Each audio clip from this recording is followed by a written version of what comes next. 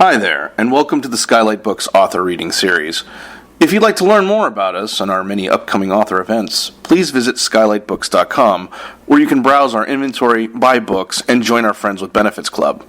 You can also follow us on Twitter, Tumblr, and Facebook. To speak to a real live bookseller like me, please call 323-660-1175. Thanks for your support, and enjoy. Sick is an honest, beautifully rendered memoir of chronic illness, misdiagnosis, addiction, and the myth of full recovery that details Porochista's struggles with late-stage Lyme disease. Porochista Khakpour's debut, Suns and Other Flammable Objects, was named a New York Times Editor's Choice. Her second novel, The Last Illusion, was the 2014 Best Book of the Year, according to NPR, Kirkus Reviews, BuzzFeed, and many more.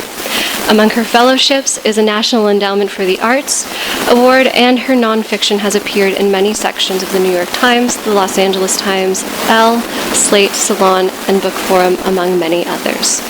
Currently, she is guest faculty at VCFA and Stone Coast's MFA programs, as well as contributing editor at the Evergreen Review and The Offing.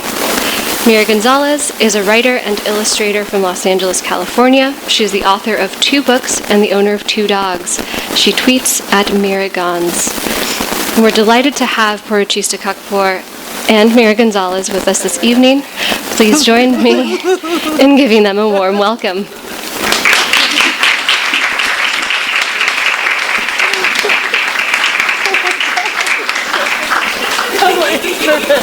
Perfect entrance. I was like, she's parking, she's coming. It was like actually perfectly timed. Parking sucks around here. It's the worst. Yeah, I forgot. I mean, I just get driven around now, so I don't even have to. I mean, I can't drive anymore, so I get to not worry about that, but feel it secondhand. So. Yeah. It's so good to see you. Good to see you too. Yeah, Hi, I like your glasses. Thank you for doing this. I like yours. Thanks. So I guess I just like read it for. Is that what you want me to do? And then you're gonna talk to me. Yeah. Why don't you read for a few minutes? I'll go to the bathroom, come back, and ask you questions. Great.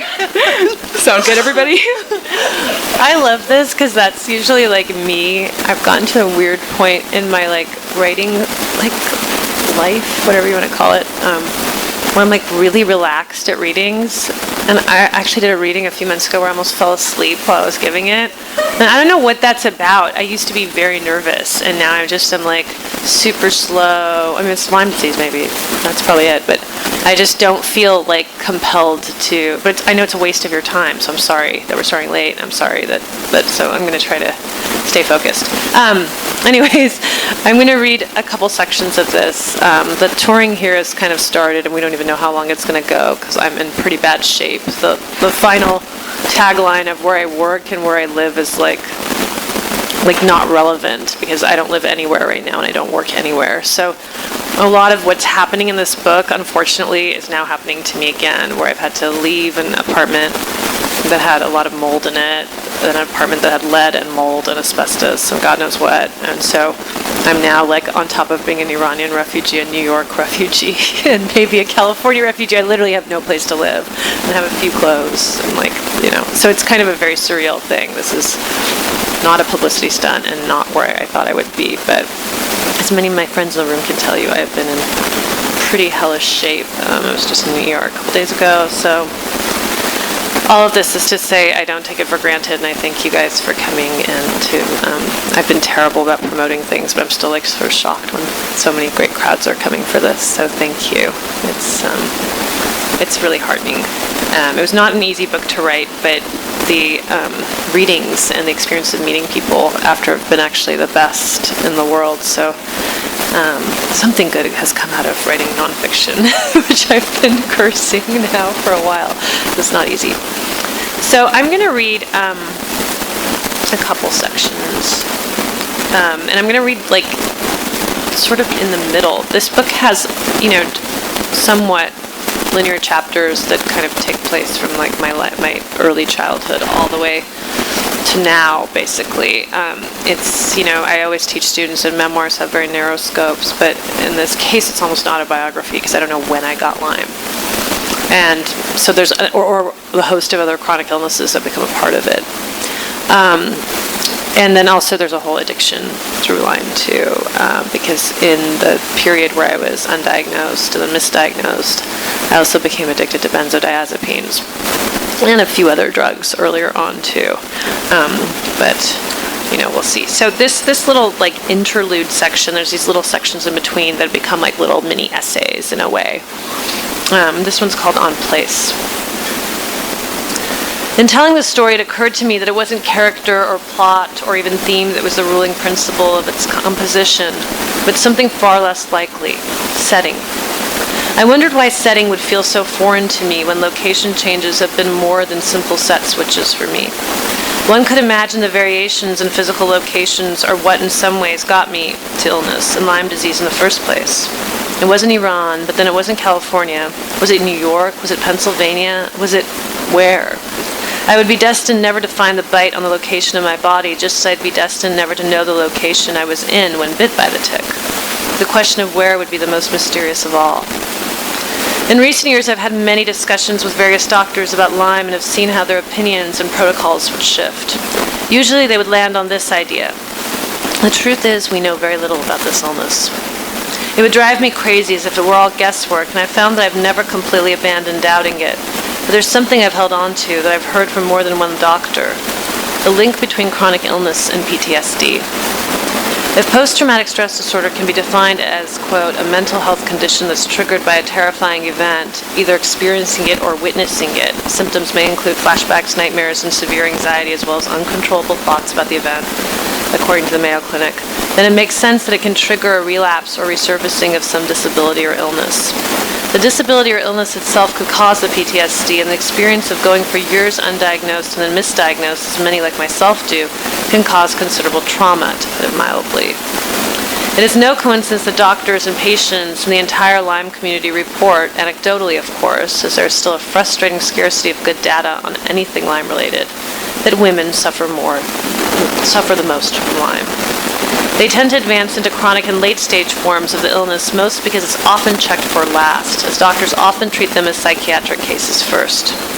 The nebulous symptoms plus the fracturing of articulacy and cognitive fog can cause any Lyme patient to simply appear mentally ill and mentally ill only.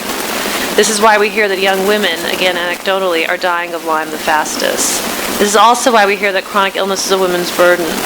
Women simply aren't allowed to be physically sick until they are mentally sick too, and then it is by some miracle or accident that the two can be separated for proper diagnosis. In the end, every Lyme patient has some psychiatric diagnosis too, if anything because of the hell it takes to get to a diagnosis. My PTSD was always tied to setting, with my family leaving Iran at war and revolution and coming to America as foreigner refugees on political asylum. There was never a home for me as a human in the world, which is why moving around was almost easy. There was never a home for me outside, as there was never a home for me inside. My own body didn't feel like my own. There was never a context in which I got to know it, to be at peace with it. Only recently do I wonder if it has to do with being considered foreign, or an alien, or outsider, or any host of other less kind terms for us. How could I recognize myself if no one else could? Los Angeles and New York proved to be homes of sorts after Iran. Suburban Los Angeles, where I was raised and grew up, and New York City, where I came to adulthood and found my career. But even there I would lose myself at times, which made trying to pin down the body and its conditions all the more impossible. My Lyme relapses almost always coincide with global turmoil. It was no wonder for me that I would become sick after some external political stressor, like the Paris attacks, or the election of Donald Trump, and its endless, horrific aftermath of mainstream bigotry. When the Muslim ban became a constant on the news in 2017, when I found my home country rather unsurprisingly on the list of 6 countries that have been designated problems according to this administration, I immediately had an acute plunge in health. I've been back on antibiotics since and now can't imagine being off them. Not as long as Iran is in the news like this. Not as long as all the trauma of my childhood comes back to me in waves these days. It's a return to hearing, go back to your country regularly, especially online, and it feels like the most familiar nightmare. When I feel myself getting sicker as a result of the news, a part of me panics. Is it just psychological? Was it just PTSD all along? Were some of the early doctors right, the ones who thought I was just crazy? How could my body erupt in a chaos of spirochetes each time my mind and body suffers? How does that work? And we continue to find evidence of the mind and body connection. It has taken many years to see my own shell, this very body, as a home of sorts. I can report that even now I struggle with this concept, that even as I type these words, something feels outside of myself. I sometimes wonder if I would have been less sick if I had a home. I'm just feeling for sure right now. I'm just going to read one other little section. Maybe. Find it. It's on like torn JetBlue like boarding passes, which says everything about my life right now. I basically live in airplanes. There was a section I wanted to read to you. There's sort of funny section. That's kind of a heavy section. There's sort of funny moments in this book. I mean, they're funny to me now, thank goodness, but we're not at the time. We're like out of desperation. I did things like I joined a Scientology front by accident. This is LA, so I'm sorry if there's Scientologists in the crowd, but you're not for me. And I accidentally joined you, and you were scary, as they say you are. And I didn't know, and I literally had to be like, are you guys Scientologists? You know, they were trying to get me off psychiatric meds in this like very violent, but like somehow like consoling way. And I spent all this money because I was desperate to get off benzos, and I had to do all these weekly calls with this constellation of doctors around the country, and they kept telling me I was a huge VIP, sort of writer. So, okay, but I still get cards from them all the time, and it's always as they say they are. So I'll read this one section, which is like somewhat funny, but maybe not. This is, these doctors, all the people I name in this book, a lot of them are very much in operation now. And that was like, a risk that you take when you write nonfiction. But I just decided that like, I wasn't going to protect meds, and I wasn't going to protect people who've harmed me. They have different names, but I almost wish they didn't, because these people are. Anyways, here's a little section. This is me in the summer of 2012. I'd had a very bad health episode in 2006. My second really bad one was in 2012. And that was when I basically got my definitive IGeneX test. Like, they came back and said I definitely had Lyme. And IGeneX is the premier, lab in the country. There's some controversy about it. But basically, if you have IGeneX positive, they think you have Lyme. They're pretty sure about that. And I have CDC level Lyme, too, on top of that. So mine is not doubted, really. So this was in the summer where I was in really, really bad shape. And I was trying my best. And, anyways, you'll see. When I got back to LA, I confronted the fact that my work life seemed to be out of the picture. I was not ready for the madness of the world, and it was certainly not ready for me. I committed myself to slowing down again, and I realized that meant more waiting. The Lyme test results were still not in for my IGeneX yet, so to pass the time, I let my mother coerce me into going to the gym with her. I was horribly skinny, but she'd always been a gym member, and she thought it would help my moods. We walked into her grim LA Fitness branch in Glendale, which was full of only meat-headed men. Sorry, it was true. And they tried to convince me to be a member. But Josh, this one personal trainer, managed to connect with me. He told me a story that he too was a pillhead and turned his life around after losing all his money and his job. The details all seemed generic to me, an after-school special, the usual stuff, but somehow it soothed me at that point to hear anything mirror my own demons. The gym will help, but more than the gym, I will help. I'm going to be there for you all the way. Don't you forget it, sister. He had that golden smile, that all-American confidence that would sell you anything. I recognized this. So many men had tried to fix me. So many men were convinced they could help. What was one more? And like so many others, he recommended another man who could supposedly heal me. During one of our sessions, he mentioned a Dr. Wayne in Malibu who'd saved him, a healer whom he'd be happy to pass on to me. I'm not that guy. I'm not a crystals guy, but this guy did it for me, Josh kept insisting. After training with Josh a couple days a week for some weeks with few results, I asked him for Dr. Wayne's information. You're welcome, he slapped me hard in the back as I walked out of the session. Dr. Wayne's info scribbled on the corner of an Us Weekly page, the numbers across a starlet's tan bare shoulder. I called. They could see me immediately. How does it work? How much and what do you do? I asked. We prefer that you come here and we can discuss it all, a woman with a flat, affectless voice uttered, as if it were scripted. And what did I do but agree? I had all the time in the world at rock bottom. It turned out to be another beachfront office not far from my Malibu Lyme doctor, Dr. Mills. And it also turned out that they were surfing buddies. It's very, very California. But this place was not a relaxed surfer den. Dr. Wayne's products were advertised all over the office with big posters that boasted makeshift scientific charts. He had an overly made-up Russian receptionist who looked like a failed model, and her only mode seemed to be dismissive. He himself looked like a cult leader with his crisp black turtleneck and bald head, and he had a staff of cult followers who had titles like magical cranial therapist and neuropathic healer, but who only offered very liberal takes on those things. Dr. Wayne ran some tests and applied some remedies: electrodermal biofeedback machines, muscle exams, blood chemistry evaluations, computer laser analysis, advanced light therapy, diagnostics, electrical stimulation, cold laser, traction body work, and advanced chiropractics. He did it all very gruffly and very confidently. In the end, said I may have Lyme, but my real problem was brain damage from my 2 car accidents and drugs. Especially heroin, he said, staring me right in the eye. I told him I'd never done heroin. You might think you never have, he said unfazed, but you have. I felt frustrated. How is that possible? Have you done drugs? He asked. I nodded slowly. I could see where he was going. Ecstasy? He asked. I nodded. Immediately I was bombarded with flashbacks to the 90s at Sarah Lawrence, and the warehouse parties, and the raves and clubs, and the jokes about whether you'd have your E cut with speed or dope. He nodded back, a bit pleased with himself. Well, it's often cut with heroin, don't you know that? The stuff was lodged in the spine, he told me. It's all over your tests. He said he and his staff could help me, but I needed to be dedicated. Can you be? I nodded eagerly.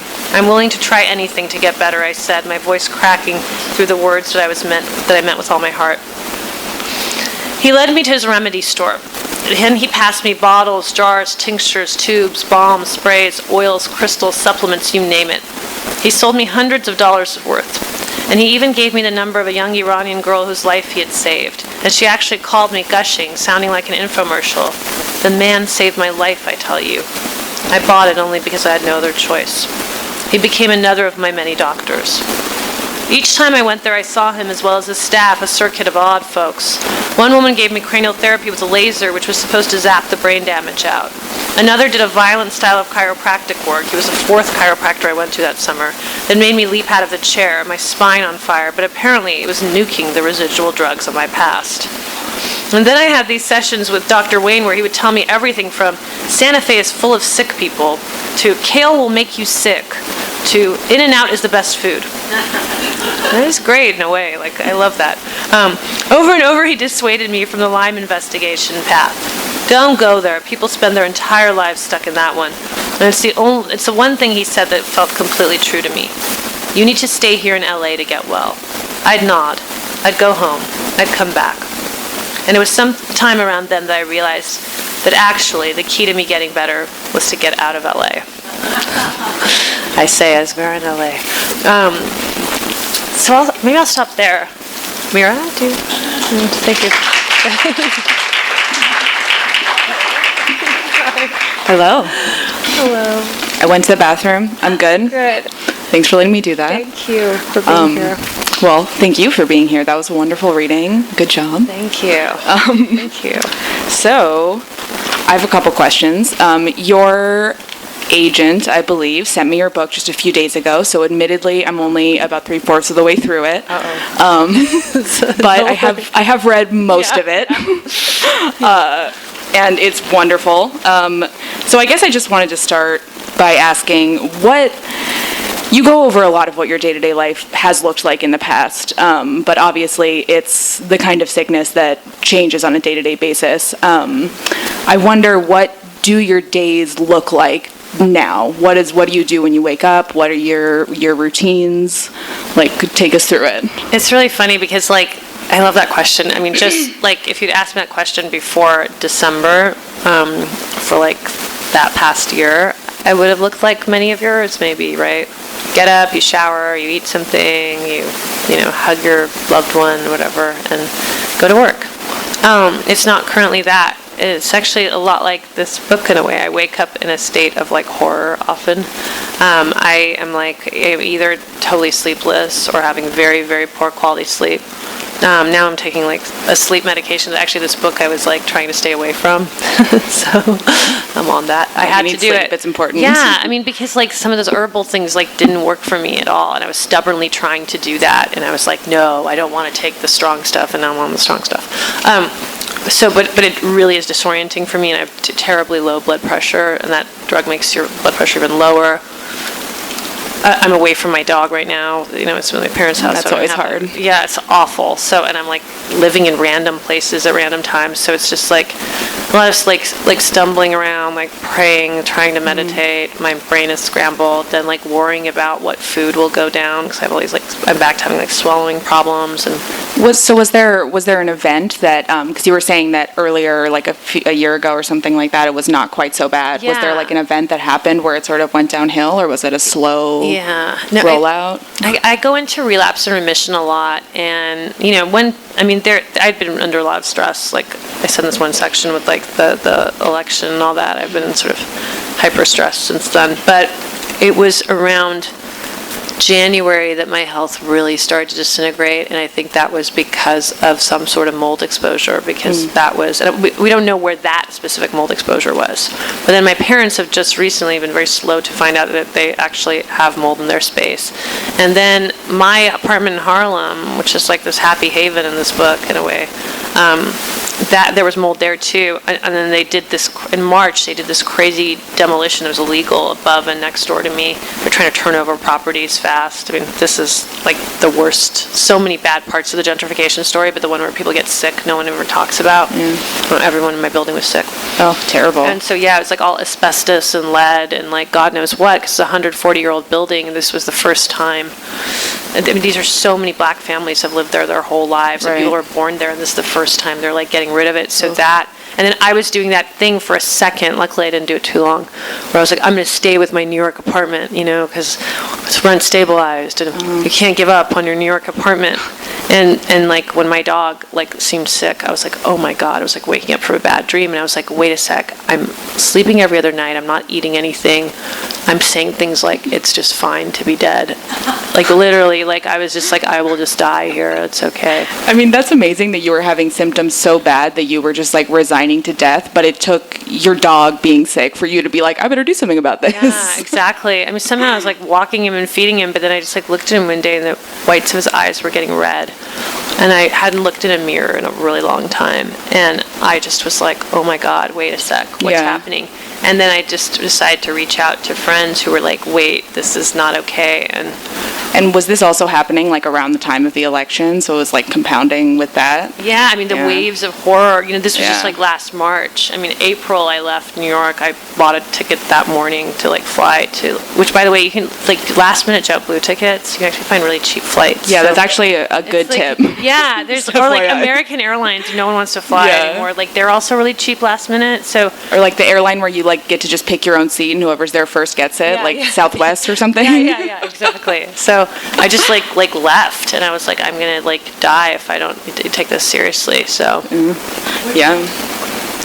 I came to LA, and then I got really sick again at my parents' house, and I was like, oh, that's definitely a problem. And then I went and stayed in San Francisco with a good friend of mine who has a guest room there, but I think there might have been mold in her space too. I went to all these doctors in San Francisco, and everyone was having mold illness there, and then Lyme too. I mean, it was like so much illness there. I mean, that brings me to another question that I have, which is based on like your social media and stuff like that, I see that you're traveling a lot, and like personally, traveling is like the worst, like most exhausting. Like I get sick every time I travel pretty much. So like for someone with a chronic illness, it's probably a lot worse even than that. And I wonder, is the reason that you travel because you made a conscious choice, like even though I'm sick, I'm going to continue doing this because I love it? Or is it more of a necessity just to see the doctors that you need to see and stuff like that? It's funny, like people with chronic illness have to travel really far to see doctors. And like for me, it's often been like, when does a doctor have an appointment?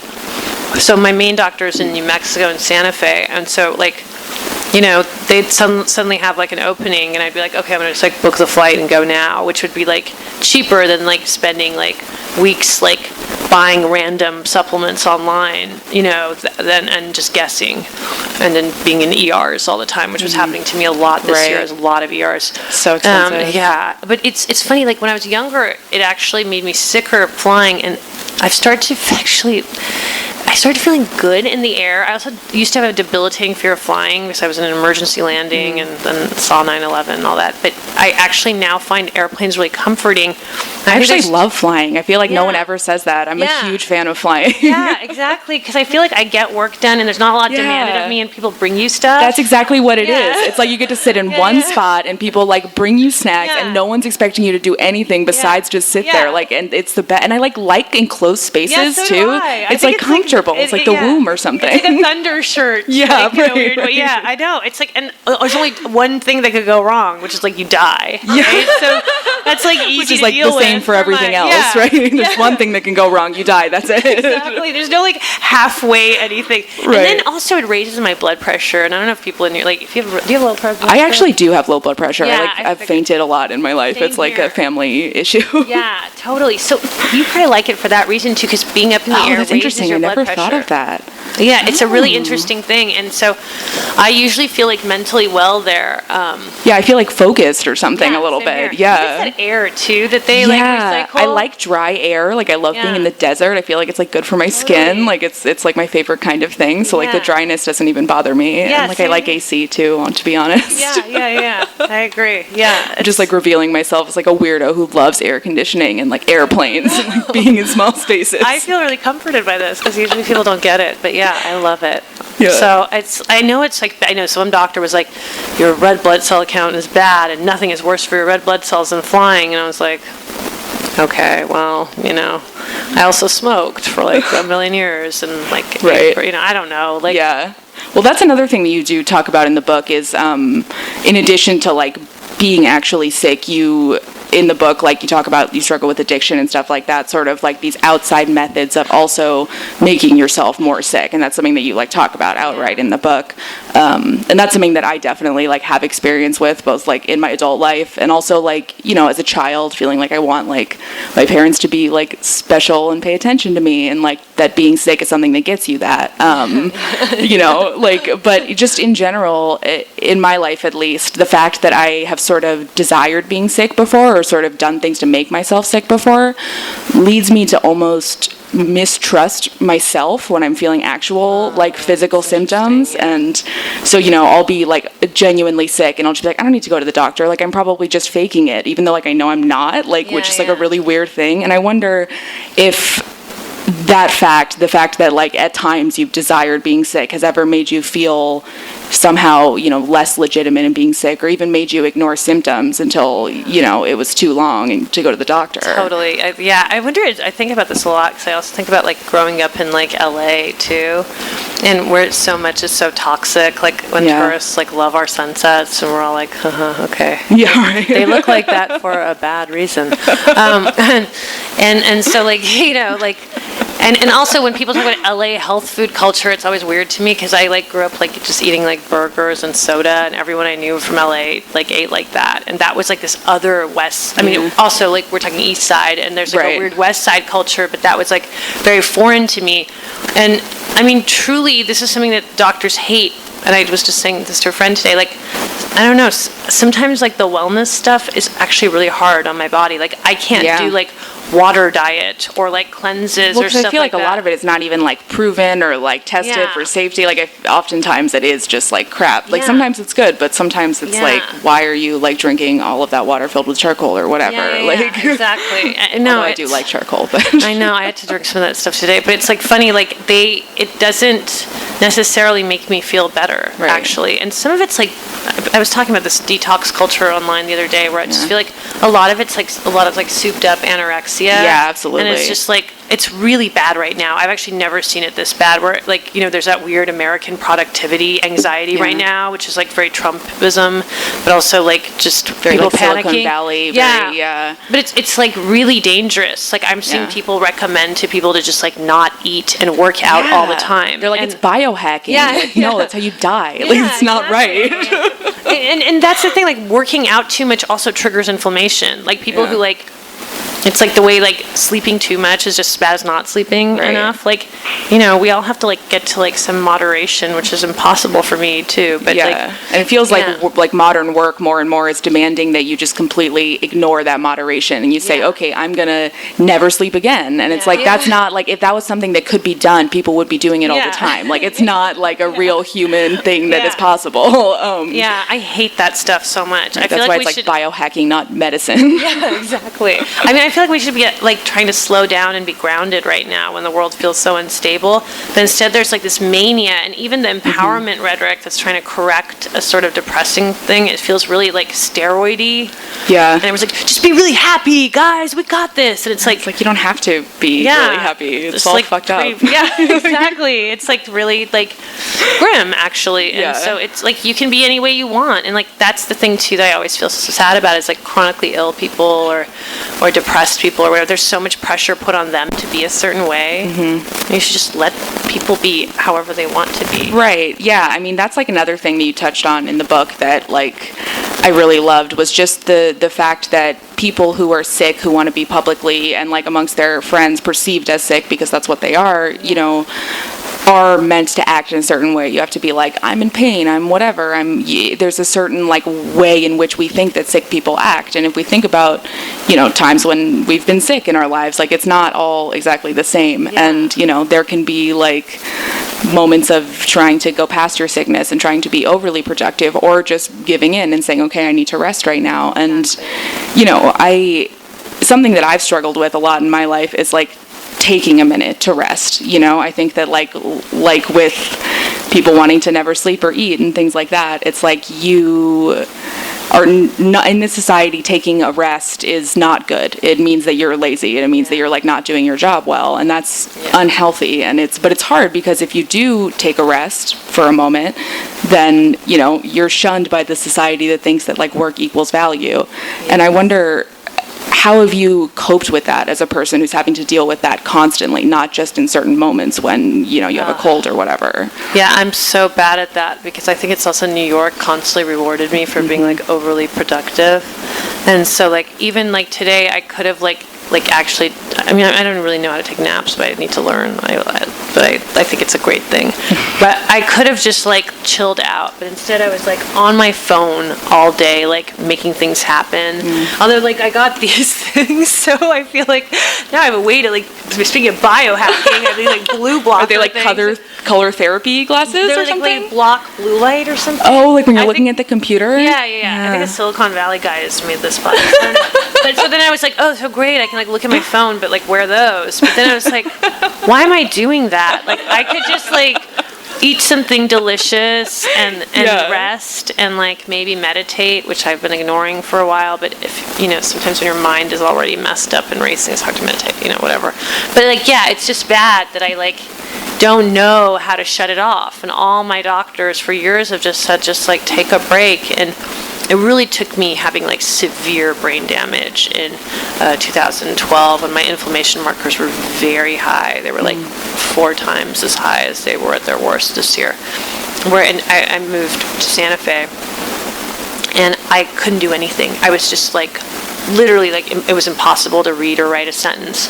And so then I out of like and I was like living with some random guy who was like a fan of my work and who was just like, now you're my girlfriend. And I was like, okay. And then I was like, oh, I'm just gonna like I didn't know what to do with my time.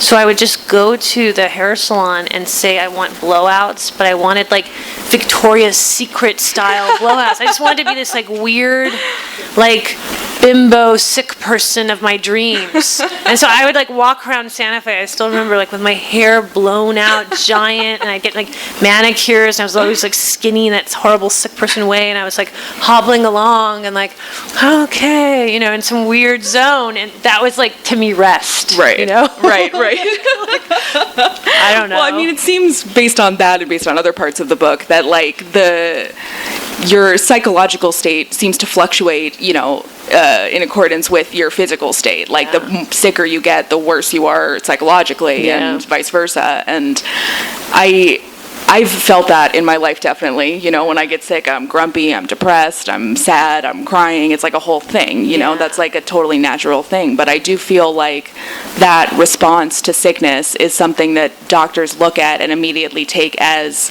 oh, you're not sick, you're just freaking out, especially for women and especially for non-white women. It's totally. And I wonder, have you ever, you know, taken it, like, for example, I've taken my boyfriend with me into doctor's offices because it makes me seem more legitimate if there's like a white man sitting there saying she's actually sick. And I wonder if you've ever instituted any methods to try to really convince doctors that like, no, this is real. Yeah, I mean, I've tried everything. I've like been upfront with them where I'm like, okay, so just let's get it out of the way. I have PTSD that manifests into OCD when I'm very ill, like very direct clinical OCD, and then I also have anxiety and depression. So that like doesn't really work often when you tell doctors. They're like, oh, okay.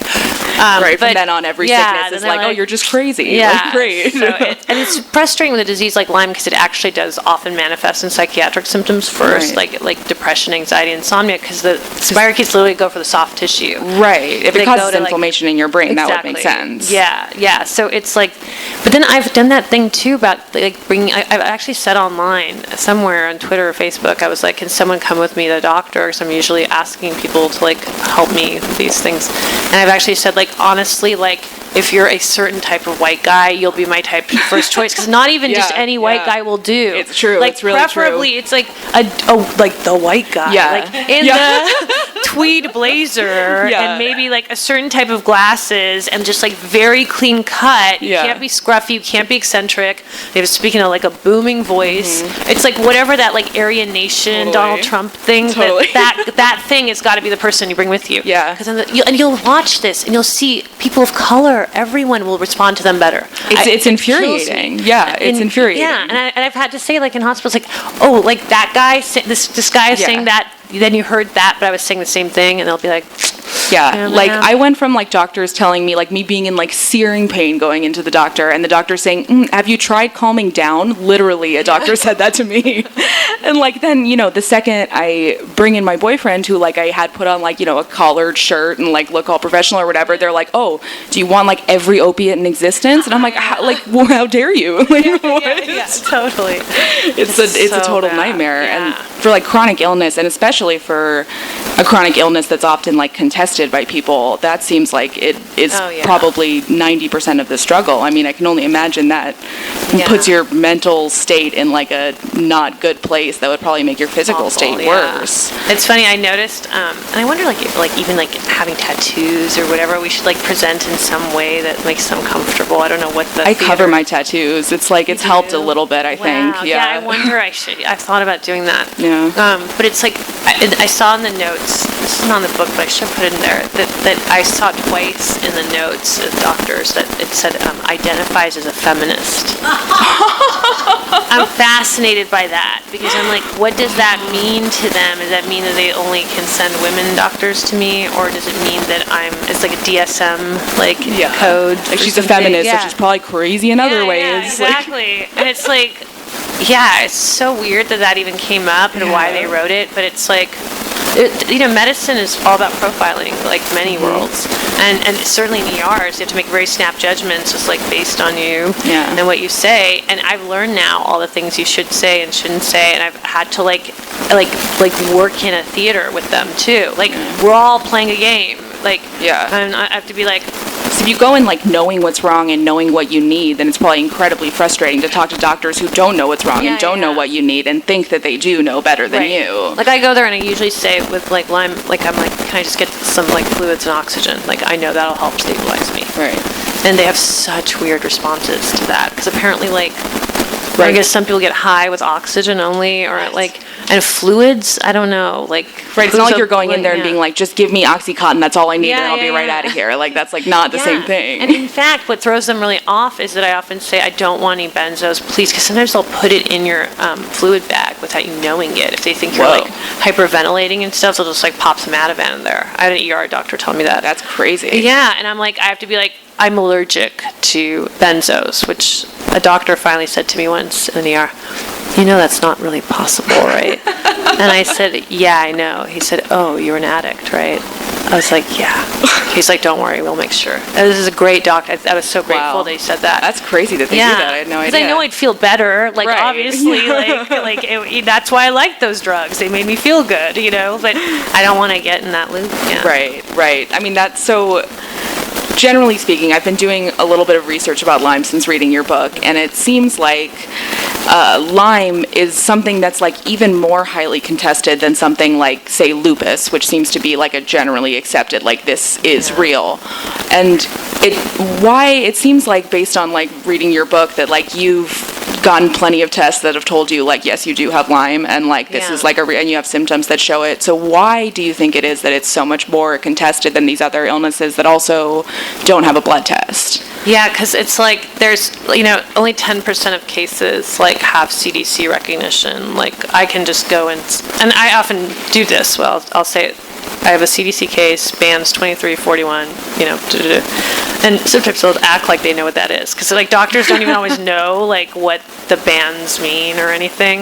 It's pretty esoteric, and it's like you have to be like what exactly is a band?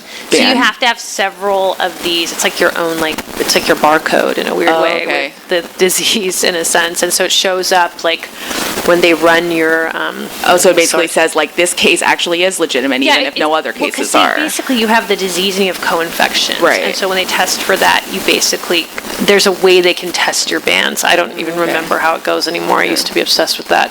But, everyone has kind of like a unique profile. And so, you might meet some Lyme people who have the similar bands and titers as you, but it's pretty unique. And it also manifests itself uniquely. I think that's what frustrates doctors, because everyone's case is a little different. I mean, you might have like some classical things, joint pain, facial palsy, flu-like symptoms, anxiety. But those could be a lot of things. And I think the overlap is not enough for them to make like a profile. Right. And they usually actually, I'm sure autoimmune was like this at some point too, but they like to run autoimmune tests because they think that's more likely. And there often is a real overlap. So it just like depends on getting to the right doctor. I mean, I still am getting like healthcare professionals trolling me on Twitter when I talk about like Lyme, and I'm like, okay, like. Right, because I mean, it seems as though like if you have I'm no doctor, but if you have an autoimmune disease, you're probably more susceptible to like the worst parts of Lyme disease, right? Yeah, sure. Yeah, it makes sense that would go hand in hand. Right. It's and there's like a theory. I talked to some doctor recently that like maybe like almost everyone has Lyme, and tick-borne illness, they think MS and ALS might be Lyme now, but not everyone is going to get all messed up like I did, or certain people, or I'm less messed up than someone else who's at home right now, at my age and same profile. There's a series of things like PTSD is a trigger, like traumatic events are a trigger, environmental toxins are a trigger. All sorts, so all these things like it takes something for it to come out again. And when your immune system is working really well, it is actually possible to not show a ton of symptoms. Germany's Black Forest population, they think 100%, everyone they test in Germany's Black Forest population tests positive for Lyme. But they don't get messed up like we do. And I've heard doctors say all sorts of things, like maybe it's they're exposed to less EMFs. Most of their food is just more organic. They're like, Right, but it's like there's so many things. It could be a large variety, which I guess brings me to what I believe might be my last question, which is that because Lyme does manifest so differently in so many different cases, I wonder for you, what does it look like when you sit down and you say, okay, I'm having a really bad Lyme day. What are the symptoms that you experience during that time? Today I had some of that. Just like dizzy, sometimes depersonalization, sometimes panic and anxiety. For me, the worst stuff is the dysphagia. I hate the swallowing problems, which come and go. That makes it hard to swallow. Is that what that means? Yeah, and we don't know if it's really like lymphatic congestion, inflammation, or like acid reflux, which I don't. And then it's like, is it low stomach acid or high stomach acid? And I've done endoscopies, and I might have to do it again. So I hate that one so much, because I've lived with the joint pain for ages, and that I can handle. I really hate neuropathy. The burning stuff is really scary. What is neuropathy? It's like nerve. Like nerve pain. Yeah. Oh, okay. Yeah. Paresthesia is the one that manifests in burning, and then dizziness. Insomnia is probably the worst of all. It's something most Lyme people have in common. And what are the symptoms that you would say you experience just on a daily basis, even when you're not having a bad Lyme day? If I'm like in remission and there's nothing really wrong, I just feel like maybe I have headaches, or like I just feel like I pretty much feel like I have like a cold almost all the time when I'm well. But that comparison puts it into perspective for sure. Yeah. Like just a mild cold, like all the time. Yeah. But the other things are really spooky. I mean, just a couple weeks ago, I lost like 10 pounds in a week.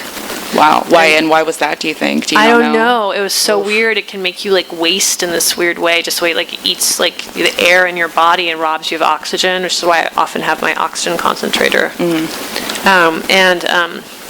And then it's just like wastes away. There's theories. I mean, you also have like all sorts of digestive troubles, but also you're often, the treatment for Lyme in itself is so violent often, Right. You really go into Lyme treatment that I did last month, it's like you're going to feel all that pain and worse. Like, what are like the most common treatments? Yeah, Herc's symptoms are so gory. Like, I was at a dinner with Rebecca Solnit in San Francisco like a few weeks ago. We were sitting there and I was just like shaking. It was like the third time I met her, and she knew what was happening, but I was like trying to eat a bite of food and I'd like almost throw it up, and we're at a really nice restaurant. What was the shaking from? Because I did all this IV ozone that day, and sometimes you have like die-off reactions. I had really, really bad die-off, and I was just like sort of like, that was one of the only times I've been in public when I've been having herxes. So you like twitch? Is that like a... Twitching, sweating, like twisty, turny, horrifying sensations. Usually I'm just in bed with oxygen,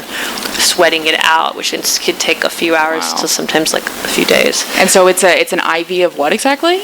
Well, I do all sorts of IV stuff. Right. I do IV like ozone, which has been really helpful for me. I do nutrient IVs of all sorts, and I've done IV antibiotics. So IVs are like practically an everyday thing for you. Yeah, for me, like hospitals are also always fascinated because they think I'm anxious, but they think I'm like anxious about needles, but it's like the last thing that I'm anxious about. Like, also with Lyme, like I don't often feel a needle. Like they can put a giant needle in me, and I'm just like.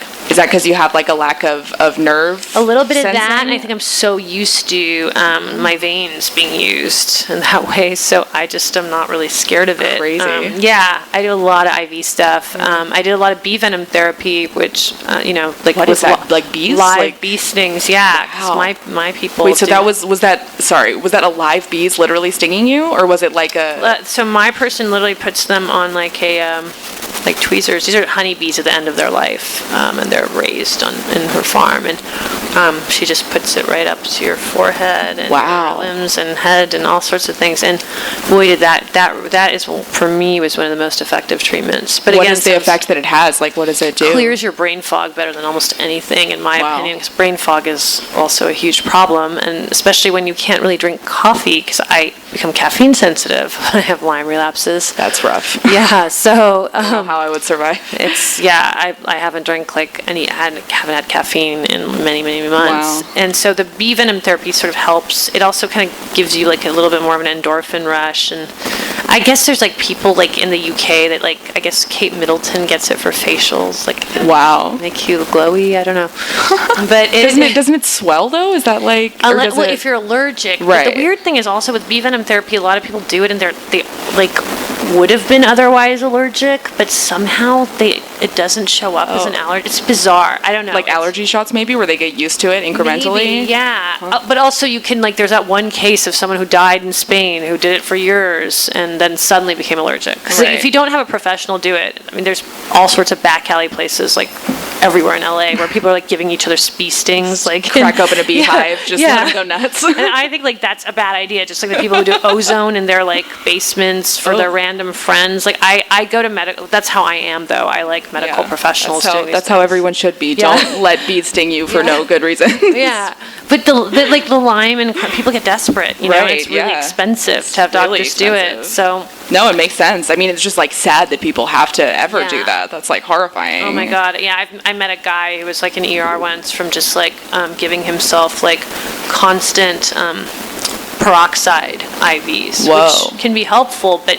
he was like just basically pouring peroxide into some not like diluting it. Yeah, he just didn't know what he was doing, and he was just like, it's crazy. So you have to be a little careful, and you don't want to. Yeah, it's a mess. It's hard, but hopefully, these things have logic to them, and hopefully we'll live in a world like even in Germany, these things are very mainstream, and people do get treated properly. Yeah, I mean, over the ages, there's been many diseases that people just thought were like your uterus moving up and down your body or like whatever, and they ended up being like real things that we can treat and cure. Yeah. Hopefully we can. I mean, healthcare is so screwed up, but it's a mess. Well, on that, did you want to take some? Yeah. Does anybody have questions from the audience we could take? Yeah. Did you ever try medical marijuana? Yes. It did. It actually, it's funny, I mean, I do CBD still because like a year ago I took too much and I had that very bad trip that you can have with edibles. So it scared me a little bit. I couldn't bring my heart rate down. It was a horrible ER episode. That's in the book. But the medical marijuana, I was in it for like over a year, and I think the biggest benefit for me, it doesn't necessarily like calm me or help me with sleep, but it brings down inflammation really, really well. Yeah, CBD especially. Yeah, I think cannabis is like a really important. Yeah. I've tried some just before I came here. Out myself, I've been living with HIV and AIDS for 25 years. I'm the founder of Unknown. I'm on Netflix. I had 22 T cells in 1994. They did have 2 years to live. I know what you're saying about doctors, pills, magic guns, shit on it. But now I have 800 T cells. I'm undetectable. I'm only on 65. Wow. I just wandered in here, and the Lyme disease thing, I've been Washington, D.C. in a couple of weeks, 10 years in a row, I'm in front of the White House promoting marijuana.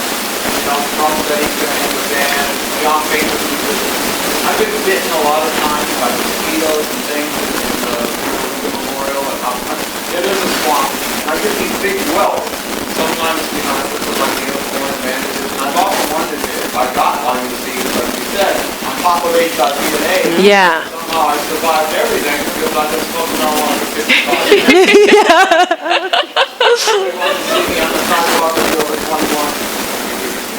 I love it. I mean, thank you. A round of applause for that, huh? Great. Yeah.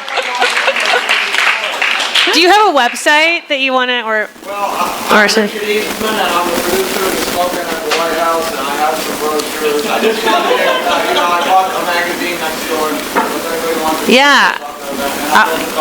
yeah, totally. Awesome. No, I think this is really great. And my doctors, some of them are the most like very straight, nerdy, like tweet guys, but they all are like, you know what? It really helps. They all, anyone who tells you today that it doesn't help, they're liars. Yeah, there's like ample medical there's in fact a drug just passed through the FDA that's a CBD epilepsy medication that's more effective than any epilepsy medication on the market. Amazing.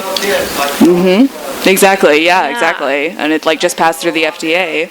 No, I love that. Sometimes like people like promote a thing and you're like, oh no, but this is like really good. Yeah, really it's important. genuinely like, good. This is like this is a friend, and we need these people. I know that's hard to follow, but does anybody else have a question? Yeah.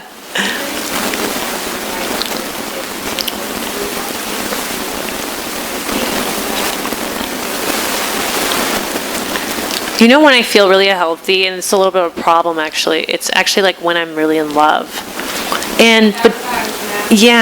But that's dangerous, because the thing is, when I'm really healthy, then I'm like, I'm going to eat 5 pizzas and like drink all the beer in the world and stay up all night. And being in love makes you do that too. And then we're going to go to a sex club, and then I just go crazy like that, and then I crash. So it's almost... So in this book, there's a lot of bad relationships here, and a friend of mine was just like, "Oh, it's so tragic. You've only had bad relationships," and I was like, "No, I wrote about the ones that were relevant." Yeah, so the good ones weren't as interesting. Yeah, they were just like lovely. But yeah, no, those like being in a supportive, loving relationship. I'm not in one right now, which is like sort of sad. I hate the feeling of being alone when you're sick. But when you're with, like, that feeling can be like the greatest thing, having someone who supports you and loves you, and I do feel very healthy then.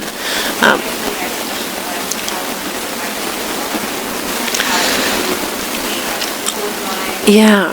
It's funny, I actually thought to myself this year that I had 2 goals, is to actually date other people that are sick.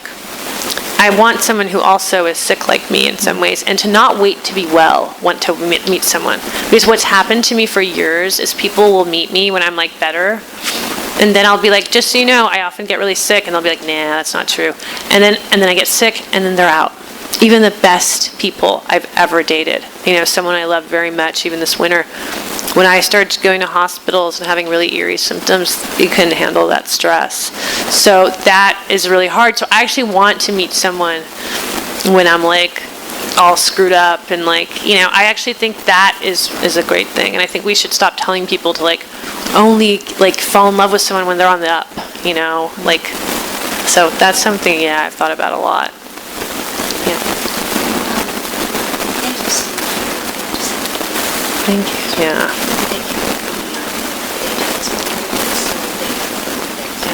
Yeah. Yeah.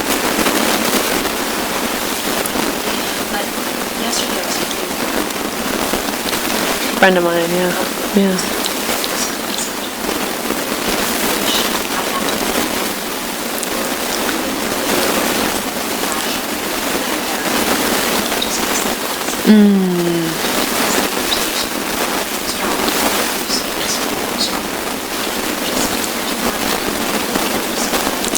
About female rage and all that. I mean, I've differed at different times on this topic, I guess. For instance, I've always been a big activist, and I really was in the last several years especially. And I've taken a break a little bit from it because I started having too many suicidal students and too many suicidal friends, and I lost a lot of people, or several people, to suicide in the last few years. So I'm not into the rage thing. I'm much more into the empathy thing. I'm actually into having no assumptions. I don't know, someone who comes up to me, I'm not going to assume anything about your gender, your sexuality, where you come from. I have no idea. Because people could see all sorts of things when they see me. They don't know if I'm Iranian or whatever. So my thing now, and I've always been like a feminist and a tough activist, but I've stepped back a little bit, only because I think we're at a little bit of a danger point right now in our culture in this country. And I think listening and empathy and kindness, even though the other empowerment stuff feels exciting, we can go back to that when people aren't dying so much. I'm really interested in preserving lives of people, and I don't think keep pushing and pushing and pushing people to constantly experience that rage is a good thing. And I think I stopped tweeting about a lot of things that are bothering me right now in the news, and I'm just trying to share some happy things, whereas I used to get mad when people did that. I was like, no. Because I know she's brilliant, but I can't. Yeah, she's lovely, and she's it's really hard to be author on book tour. It's hard to be anyone right now, But it's just I have a slightly different MO right now than some of my good friends, even, where I'm whoa, it's a little rocky right now, and maybe it's just because of who I've run into, and too many people have really severe depression right now, and we got to just lift them, whatever it takes. We got to survive this. And also, I grew up where I was raised in a really messed up country in Iran. It's fraught there. It's been fraught for a long time, and so people in Iran know that they still celebrate. They still have parties, even when the government has taken every right from them and has killed their relatives. And the only prisons that I think are worse than American prisons are probably China and Iran. Or maybe on par. But people still find ways to love each other and find joy and do their best. And I think we're kind of in that zone where we have to take care of each other. Because I warned you all, this is going to be ugly, genocidal autocracy. I said it years ago. I was like, don't vote for this guy. I know Hillary Clinton, but just don't vote for this guy. Like, I was like, just whatever it takes, don't vote for this guy.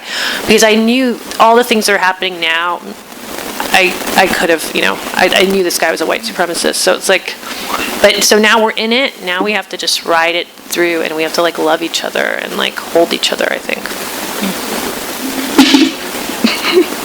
Yeah, I'm trying. I mean, it's like we have to, but I know with what's going on in Iran and has for like people will still live, and like Americans haven't had a crisis like this, really. I mean, maybe to some degree at times, but this is bad, and so I just feel like my priority is like just trying to keep people together, because I don't know. I broke the chair during that like beautiful statement that you were just making. So sorry, Skylight. Yeah, go ahead. This thing is falling off.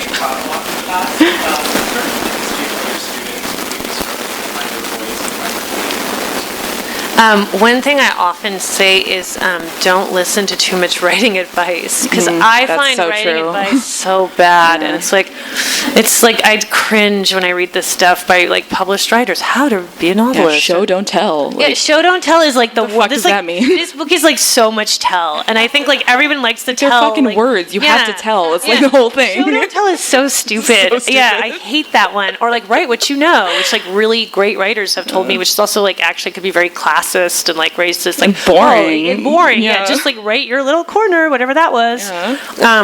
I hate writing advice, so I just think like what separates people. Like I had very little.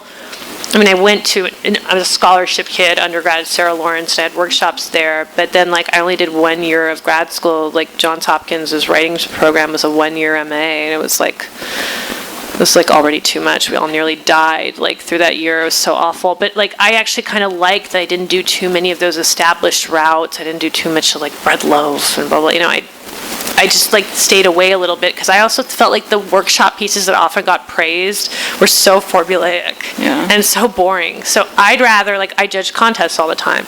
Like I really like risky things. I like things that like I can tell this person just did their own thing, and it was like weird and wild and cool. Yeah, just like write what makes you feel like less alone in the world, and that's gonna be what people respond to. Yeah, because you can tell that. So it's like, and then I also don't think you have to write every day. I've never written every day. Do you write every day? No, that's crazy. I think that's like, I don't even know who. Insane. But it's like a very privileged I feel thing. like only Roxane Gay does that and nobody else. I think Roxanne doesn't even do it. Yeah, you're right. She probably does take days off. I think she takes days off. It's just a myth. I know some. I mean, honestly, the people that I know that write every day the most are like not published writers. Yeah. And they have so many bad days of writing, and then they hate their work. Right, it's like just take a break from writing if you're not doing well. Just yeah, there's a whole world out there.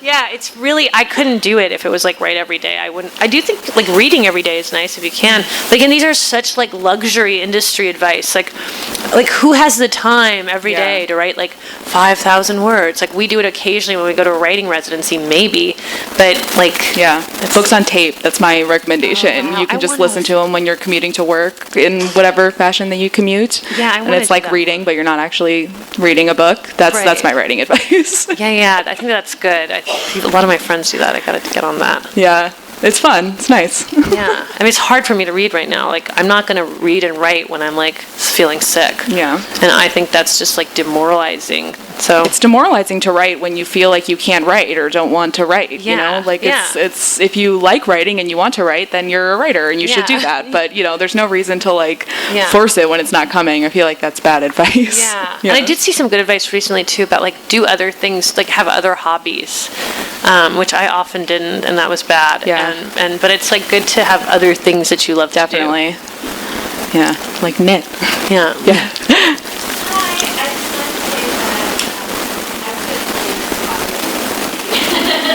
Oh my god.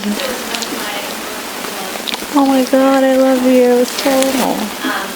I had a question kind of piggybacking on what we were talking about. How do you, I guess how and when do you do this as you balance, days you have off, demands on time, or what is it, how do you do it versus coping strategy? I mean, I have like these like little hours. I have to figure out what hours I'm good in. Like basically from when I wake up to like mid-afternoon, I'm in a state of horror and pain and bad. I mean, my first half of my day is always bad, which is usually, maybe it's for a lot of people, but they just drink coffee or something, but it's not good. And then like, unfortunately, like the evening and night I'm better, but then I have to go to bed at a good hour. So, I have like very like few hours that I can write in, and so I try to a little bit, but I don't force myself. And it's really hard to balance right now. I miss writing. I have like contracts for 2 more books, and I'm like, what am I going to do? But I'm going to get better. That's what I'm going to do. But it's really hard. But I just think like, just don't pressure yourself. I just think like the thing that a general feeling I have is in American culture, we just pressure everyone all the time too much. Yeah, we keep setting the bar higher. We need to lower it and then leave it there for a while. Yeah, let's just like be like cats. Yeah. Or like dogs. Be like just cats. Just like be in the sun and eat and rest a little bit. As much as you can, at least. As much as you can, exactly. Like without being bankrupt, but that's the hard part, right? Yeah, that's the. If only we could commodify rest. Why don't we tell Silicon Valley to do that for us? Disrupt the napping industry. Yeah. Did you have I was just curious how you kind of knew that you were ready to write this book and sort of how it's different process. I didn't know I was ready to write this book. I mean, it was like it was like illness communities who asked me to write this book because I was just always I still constantly talk on social media about it, and I often ask for help or advice. I'm actually someone who likes advice. People are no medical advice. No, I want your medical advice, please. So I just was doing that a lot out of sheer loneliness and desperation, and people were like, well, you have this gift, you've written about these other things, why don't you write this? But I'd written I was a journalist for years, and then I was an essayist, but I didn't think I could write a full-length memoir. And honestly, it was so hard, and I hope to never do it again. Because it's it's grueling and it's painful, and you have to be and I'm obsessed with honesty, so then I had to be really honest and face, I don't think I come across well. There's some review I read, skimmed. I can barely even read the reviews. I used to always read reviews, and now I'm oh, I don't want to see it. But someone was like, I just wanted to tell this girl to chill the fuck out or something, and I agree. I wanted to tell me to chill the fuck out, and I want to tell myself that some days too. But you have to be really honest about yourself and everyone around you, and it's brutal. You need a lot of therapy and love, and I don't know. Yeah, it's hard. I don't know if I was ready. Yeah. So it's tough. Yeah. Honest. So kind of building off of that, how do you balance writing and having empathy for the world and taking care of yourself? Kind of that's something I struggle with. Taking care of myself is the hardest one because I'm really good at taking care of other people, or I have been, and I always put other people before me. And so some of my work in therapy and stuff has been take care of yourself. Or a friend just told me today, no, put yourself first. And I'll always be how does I always want what's the team think, or what is the best for as many people as possible. So I have a really hard time with that. So it's really, really tough. But I had to leave a couple of teaching gigs this semester, and it was something I never wanted to do. But I was just it's actually unethical. I'm falling apart, and so I'm trying to learn that. But it's you have to tell yourself it's not selfish to preserve yourself. Not selfish, and it's not lazy either to take a minute to take care of yourself. Yeah, exactly. Yeah, it's hard to learn, but it's important. Mm.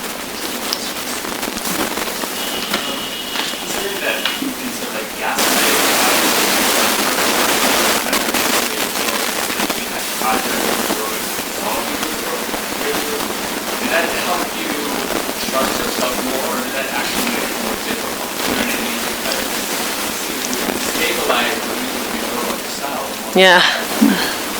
Yeah, it's funny because now there's a whole thing where I think doctors are trying to be corrective. So they're well, how do you feel? How did this thing? What do you think about? And most of the time I'm I don't know how I feel. You've put me on all these weird drugs, and okay, I'm trying this weird diet. I always feel bad. So I don't know which thing is the thing that's making me feel the worse. And like, what do I prioritize? Well, I can sleep, but then now I can't like run. I can't, there's always some give or take. So it's like, yeah, and then it makes you feel like, yeah, you're like self-gaslighting and all that, and you're doubting yourself. I mean, I even today, my family, some of them are great, but like my father's really bad. I had a really negative conversation with my father today where he was just like, the mold thing, yeah, that's probably what Howard Hughes would have been up to at the end of his life. And I was like, I actually have tests that literally say it's mold. Like, it's like very clear. Yeah, and so I was just like, but that like demoralized me so much. And I know the reason it did is because a part of me is like, wait, maybe it wasn't the mold.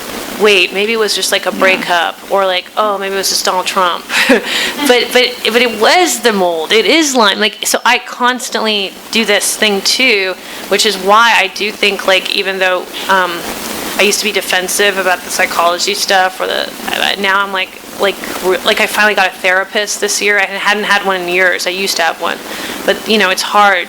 I don't have like, my health insurance is all over the place, and I made a priority to get therapy, and but like a lot of my therapists kept leaving the practice, so it was a mess. But anyways, yeah, I think that's useful, but because you need to have other people tell you, and you need to have people around that see you. Like, I constantly ask my friends obsessively, am I doing better? And like, they're honest, and like, or like, no, but thankfully now they're like, yes. Like 2 months ago I was almost catatonic. So I couldn't have done this. You can, if you invest some money in these expensive therapies I do, plus medical marijuana, you will see results, but you have to take risks. And so, and I don't think I'll ever be cured, but I just want to be stable. That's what I always say. I just want to be stabilized. I think we can do one more question. Anybody?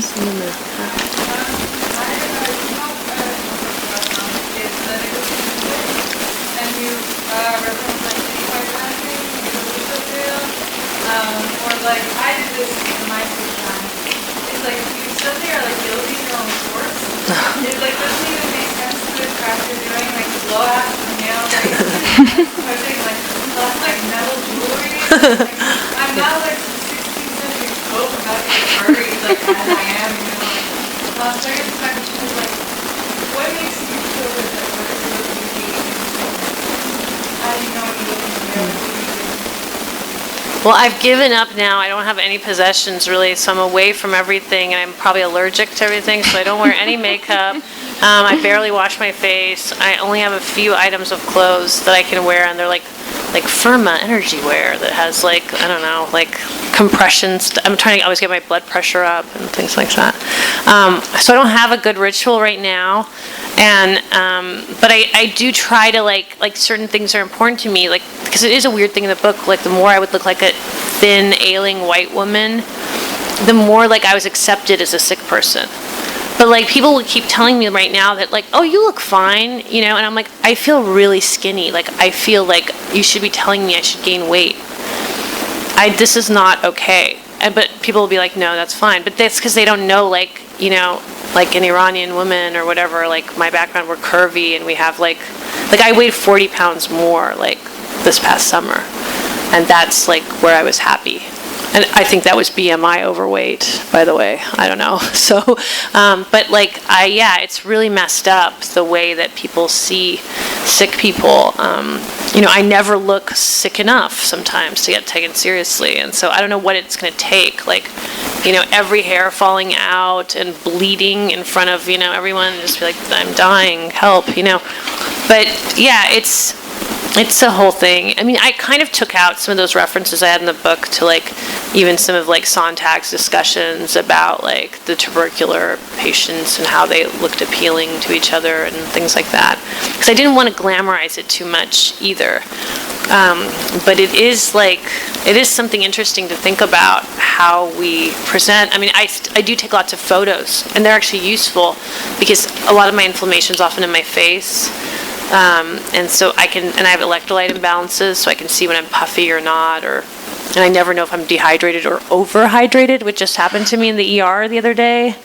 You overhydrated? I overhydrated. I had like that weird thing like hypnotrema or whatever it's called. Is that what it's called? I don't know. It's I didn't even know that was a thing, honestly. It's like worse than like being dehydrated. Like now my thing is that it's like good to be dehydrated because you don't want to be. But I was drinking like 5 liters of water a day and I thought that was like really good. And I was thirsty all the time. Huh. Yeah, it's all about a middle ground, huh? I guess so. It's so hard to like figure. I felt as tripped out and weird as I normally do. Yeah, I felt like, but I felt like, I don't know, I knew something was wrong. I had like really bad heart racing that day, and then my blood pressure suddenly skyrocketed, and I have dysautonomia, so that stuff happens sometimes, but something was like especially wrong. So I was supposed to do, I had a town car was supposed to take me in New York City to WNYC to do an interview, and I had the town car take me to the ER, and I did the interview on a stretcher from the ER, which they loved. They were like, wow, sick, like it's happening. It's like the real thing. It's like, here we are. Jesus. It's real, And this is not how I envisioned it would go. It's not, So, and I've already canceled some things, and I actually don't know if I'm going to be able to complete this ambitious tour that HarperCollins has me on, and yet is not paying for, by the way. So, just want to put that out there, that publishing can... Yeah, if you want to be a writer, maybe rethink it. Yeah, exactly. Do something that pays better. Yeah. Just kidding. We need more writers, too. Yeah. Well, we need more writers, and we need the industry just to pay us better. Yeah, that's also true. like a lot of why, like so many writers. Someone asked me reading the other day, why are there so many chronically ill writers? And I was like, really? Like, yeah, we don't have health insurance often. Yeah. We, have pretty hard lives, and I don't know. Like, it's. We go to residencies where there's mold and there's ticks everywhere, and we don't eat, and we drink and smoke and drink coffee, and it's like that. Yeah, not a historically super healthy lifestyle to be a writer. Healthy, yeah, and we're sedentary. Yeah, that's yeah. Yeah. I'm definitely sedentary. Same, often. All right. Well, I think our time is up. Yeah. Thank you. Thank you to Skylight. Yeah, thank you so much. Thank you. It's so great. You've been listening to the Skylight Books author reading series. Don't forget, you can listen to this and all of our other great podcasts at skylightbooks.com. Thanks again for stopping by, and we hope to see you soon.